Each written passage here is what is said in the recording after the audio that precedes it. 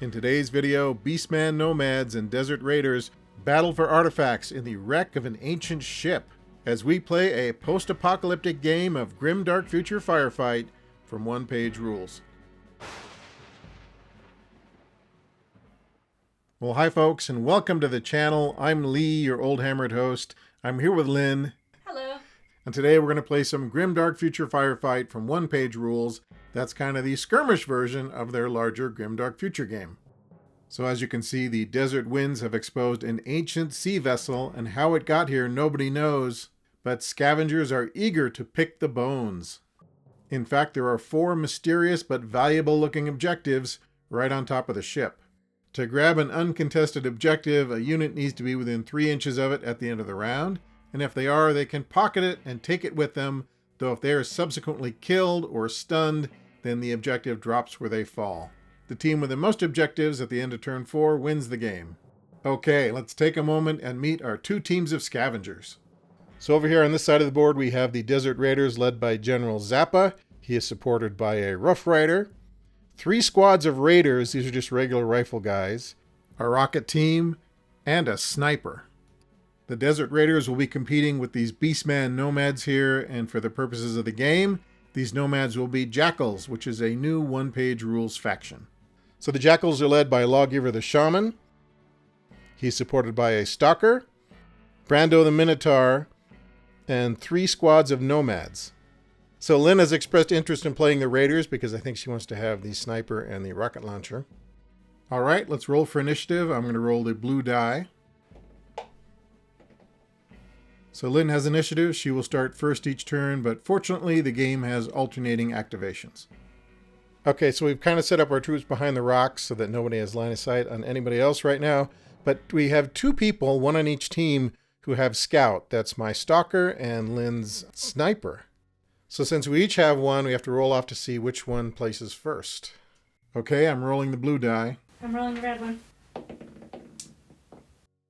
So Lynn deploys her sniper first. He could go 12 inches in any direction, ignoring terrain, but he just wants to perch on top of the rock. So he's found himself a suitable firing position, and I have to remember that he is also stealthy, so if I'm shooting at him, it's at a -1. As luck would have it, my stalker has no shooting at all, but he is very good at hand-to-hand, so perhaps he should meet your sniper at some point.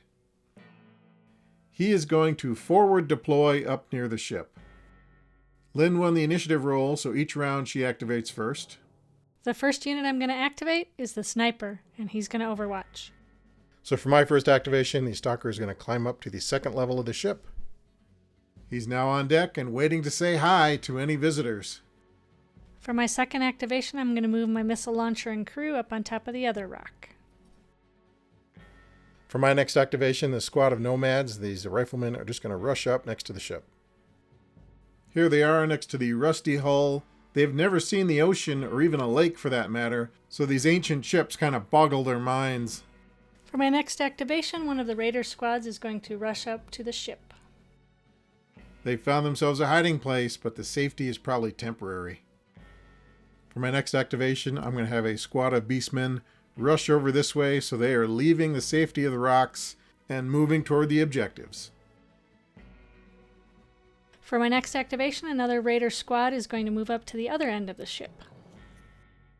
Next, I'm going to take another squad of beastman nomads and move them up to the ship as well. These old wrecks are often filled with ancient technology, and these guys want their share. For my next activation, my last squad of Raiders is going to move up to the hull of the ship. The cargo hold appears to have been pillaged long ago, but the Raiders suspect there are still valuable relics to be had up on deck. Next, Brando the Minotaur moves up. He is obviously an Ogryn in a horned helmet, but for today's game he is a Minotaur, and he is still armed with the handy-dandy Ogryn automatic shotgun. For my next activation, my Rough Rider is going to move up to give some support to the Raider team. And finally, Lawgiver the Shaman moves up. He is a minor psychic, so hopefully he can fire off some mental powers at the forces of the Raiders. For my last activation, General Zappa will move up to help one of the other Raider teams. Okay, moving it around 2. For my first activation of round 2, the raider team is going to clamber inside the boat, up the ladder, and get within 3 inches of the objective marker. Seeing that there are raiders on the main deck, the shaman decides to welcome them with a psychic attack. So Lawgiver the Shaman is going to move just a few steps to get within 12 inches of the raiders on top of the ship, but he's going to take care not to get in line of sight of the sniper.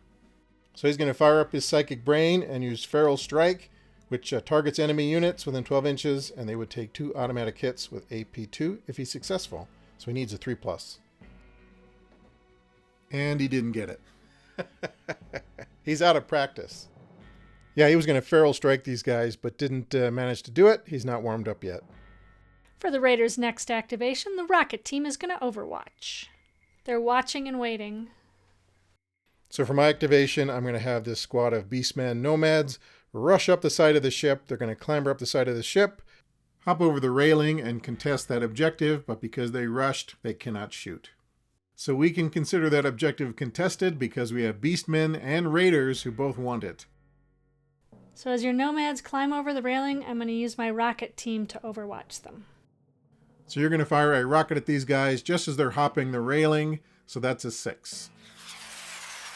No! Though if you had hit one, you would have obliterated him because rockets are deadly. So for my next activation, Brando the Minotaur is going to rush over here. He wants to surprise somebody with a hail of buckshot.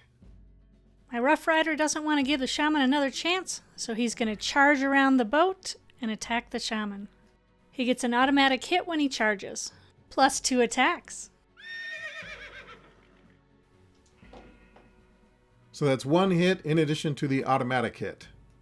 So 2 hits on the shaman from the Rough Rider, and the shaman defends on a 5+. He blocked 1 hit, so he takes 1 wound off his total of 3, bringing him down to 2 wounds. Attacking back with a 4+, 2 attacks, 2 hits. So you defend on what, a 5+? Yep. You block them both, and the Rough Rider backs up an inch. And then both combatants get a fatigue marker for this round. So this squad of nomads are going to clamber up the side of the ship. They're going to rush, which means they can't shoot. And there's not quite enough room for them to hide around the corner next to the stalker. They need to have 1 inch distance from him. So they're just up there on the deck. I'm going to overwatch with the sniper. All right, sniper is overwatching. And he got it. Oh, he got it. So the sniper shot these nomads on overwatch. AP1, so they needed a 6 to defend. And they didn't get it. So, paf. 1 nomad is killed. Okay, your turn. So now Lynn is going to move this squad of raiders around the ship so they can get a shot at the beastmen up on the 2nd level. So they've kind of moved around this way, and they are shooting up. Okay, 3 shots, 5+ to hit. 1 hit. Whittle him down. Blocking on a 5. Blocks. So those 2 got shot at, but they didn't take any wounds. So for the beastmen's next turn, this squad of nomads is going to rush over here toward the rear of the ship, circling around while hugging the wall because they know their raiders are close. My last raider squad is going to rush to the ship, climb the ladder, and get within 3 inches of the objective. So I believe the stalker is going to attempt to leap the chasm so he can charge that group of raiders on the other side, but he will have to roll. The stalker needs a 3+ not to fall. 4, so he makes it. So the stalker leaps across the chasm and attacks the raiders on the other side. So his quality is 5+, but he gets 4 attacks, 2 with his junk sword, his junk axe, which has AP1 and rending. So the regular attacks will be the blue dice, and the junk axe will be the red dice. Hitting on a 5+. 1 hit from a regular attack. You block it on a 5+. Oh, No. It was so close. It was going to be a 5, and then it flipped over. So 1 guy dies, and they can attack back if they wish. I will attack back. Raiders attack back on a 5+. 1 hit. Stalker defends on a 5+. You might kill him, but he blocks it. The stalker moves back 1 inch, but he is contesting the objective for now, unless he gets shot. The sniper is going to attempt to shoot your stalker. Okay, the sniper hasn't activated yet, so he's going to take a shot at the stalker. Hits on a 2+. 2+ for the sniper. Hits. AP1. The stalker needs a 6 to block it. He does not block it, so he takes a wound, rolls on the wound chart, and he is stunned. So the stalker takes a sniper bullet in the back, and he is stunned, which means he cannot contest the objective. And finally, we have General Zappa, who is going to be the last unit to activate in turn 2. So for General Zappa's activation, he's going to move and try to shoot the stalker, who is stunned. 4+ to hit. Shoot him when he's down. No! He misses. Which is good, because that would have flat out killed the stalker. Alright, so that is the end of round 2. We move into round 3. And at the end of round 2, the raiders take control of this objective, so they can pick it up, and the stalker cannot contest it because he is flat on his back. So Lynn's raiders get to start. Who's doing what? So these raiders don't want the stalker to stand up and attack them, so they're going to charge him. And because he's stunned, that just removes him from play. So that is a dirty trick. So they stomp him with their desert boots. Okay, so for my turn, I think Brando the Minotaur is going to advance. He's going to move 6. And he's going to shoot the rocket team. He's going to exact a horrible revenge because of what you did to the stalker. So, quality of 4+, 3 attacks, AP1. 2 hits. The rocket launcher team needs 6s to block because of the AP1. Didn't block either of them, so the team takes 2 wounds. Fortunately, the rocket launcher team has 3 wounds to start with, so they still have 1 wound remaining. So for the raiders' turn, the Rough Rider is going to charge the shaman again. Okay. So 1 automatic hit and then 2 attacks with a quality of 5+. So that's 2 misses, but you still get the automatic hit. Rolling to block. Blocked it with a 5. Now the shaman gets to fight back. 2 attacks, quality of 4+.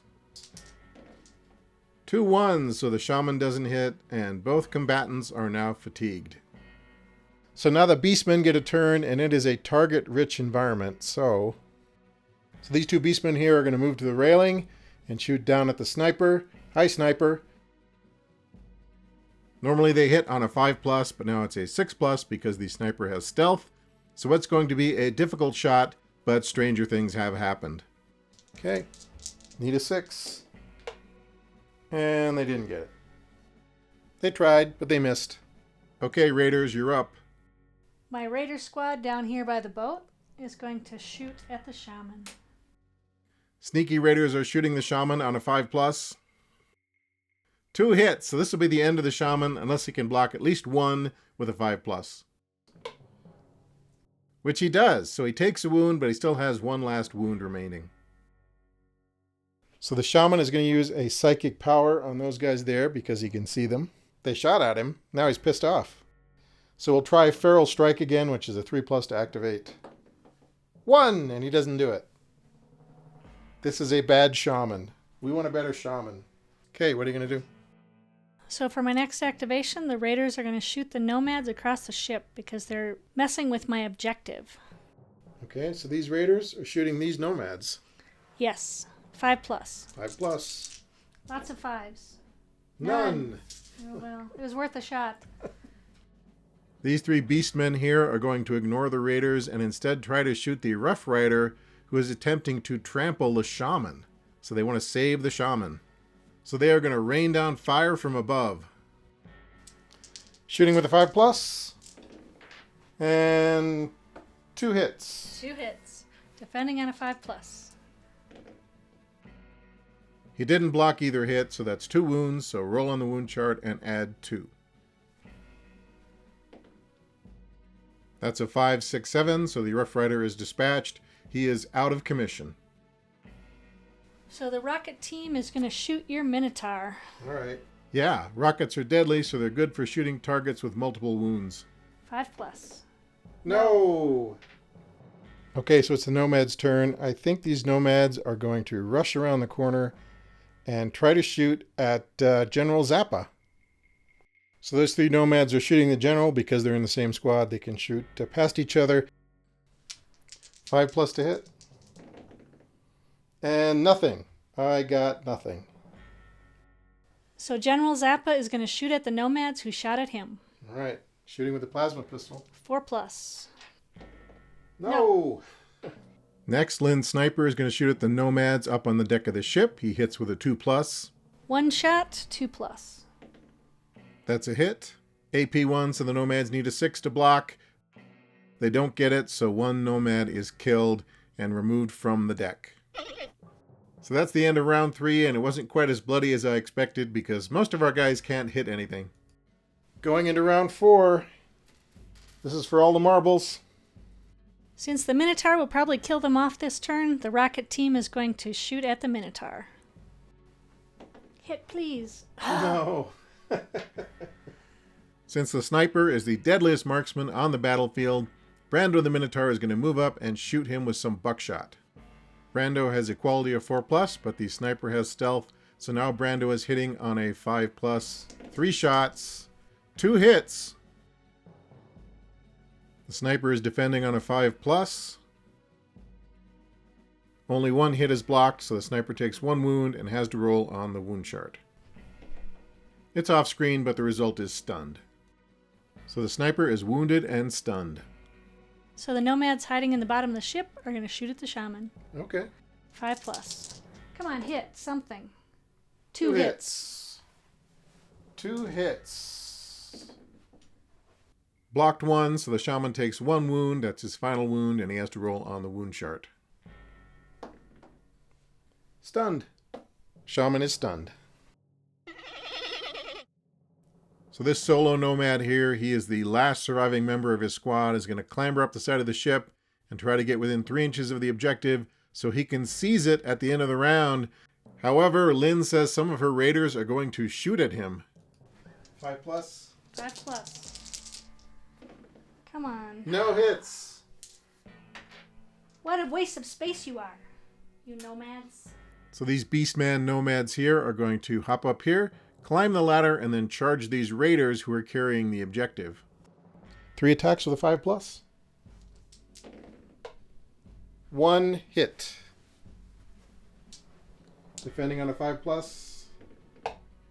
The hit is blocked. Now the raiders attack back. No hits. And I back up 1 inch. So because the raiders have successfully picked up the objective, the beastmen need to stun or kill them to get them to drop it, which didn't happen. Okay, so Lynn is going to have her raiders back up a little bit and then shoot the beastman on the higher deck to try to prevent him from nabbing the objective up there. So that's 2 shots, hitting on a 5+. 1 hit. 1 hit. 5+ to block. Does not block, so he takes a wound, rolls on the wound chart, and he is out of commission. He was getting ready to claim that objective. He was so proud of himself, but you shot him off the top of the ship. I'm running out of Beastman nomads, but I still have this squad here, so they're going to shoot at the raiders across the deck and maybe take a few out. So 3 attacks on a 5+. 1 hit. The raider can block it on a 5. And he gets a 6, so he blocks it, so no wounds are inflicted. General Zappa is going to shoot the nomads who are contesting the objective. Okay. 4+. No. So I have 1 person left. That is the lawbringer, the law speaker, the lawmaker, whatever. So he's going to stand up and become unstunned. And the sniper is going to stand up as well. Okay, so that's the end of round 4. I believe the raiders have won, but let's take stock of where we are. Over here, the Raider squad has successfully seized 1 objective, so that is 1 victory point. On this other section of the ship, these 2 squads have been fighting over this objective, but no one has claimed it yet, so no victory points. This objective here was almost seized by a lone beastman, but he got shot, so no victory points there. And that objective no one ever even got close to. Yeah, had I been smarter, I would have had the Minotaur hop up here and claim that objective and then try to defend it. But I didn't do that. I got aggressive with trying to shoot the rocket launcher and the sniper instead. Okay, then, so that is a Raider victory. So the Raiders win 1 point to 0, and all the leaders are still alive, and there's just a few casualties, actually. So surprisingly, with all that close quarter combat, the casualties were fairly limited. So we had 1 Stalker die, 1 squad of nomads, 1 Rough Rider, and 1 Raider. But the teams are more or less still intact, and so they can return to their villages and prepare for some other adventure in another day, when perhaps the Shifting Sands will reveal another lost relic full of treasure from the ancient past. So what do you think your Raiders recovered here? What is this artifact? We're hoping for a map to new artifacts. Yeah, I think it is a limited edition R2-D2 popcorn bucket, is what I think it is. That would be okay, too. That would be okay, We too. can always use more popcorn for the movie nights. Okay, folks, that's a wrap on today's game of Grimdark Future Firefight from One Page Rules. We hope you enjoyed it. We'll be back soon with some more tabletop wargaming madness, but until then, take care of yourselves, and we'll see you next time.